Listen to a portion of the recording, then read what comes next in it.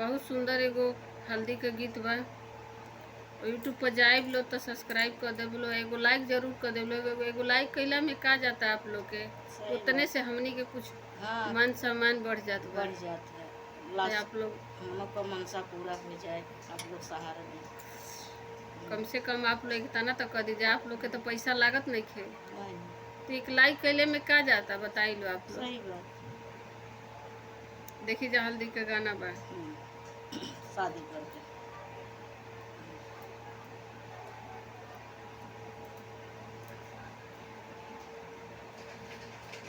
पापा हो कवन पापाया सफैसन दरजी कर चढ़ी खोजले हरदिया के गाठ जी कर चढ़ी खोजले हरदिया के गाठ जी कर चढ़ी के खोजले हमारो कवन बेटिया सफैसवार जी सहलो ना जनले हरदिया के झाँक जी सहलो ना जनले हरदिया के झाँक जी सहलो ना जनले हमारो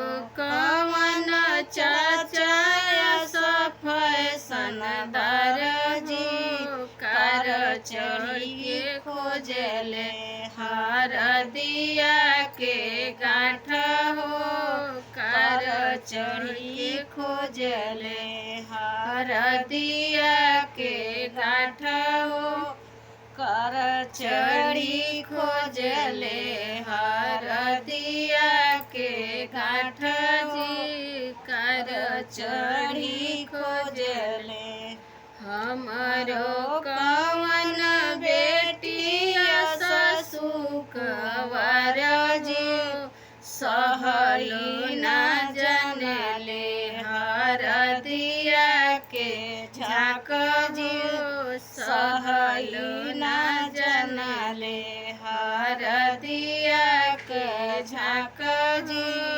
सहलो ना जनले हरदिया के झाँक जो सहलो ना जनले हमारो कवन भैया सफैसन दरजी कर चढ़ी खोजला हरदिया के गाठ जी कर चढ़ी खोजला हरदिया के गाठ जी कर चढ़ी खोजला हरदिया के गाठ जी कर चढ़ी खोजला हमारो कवन बहिना ससुकवार जी सहलो ना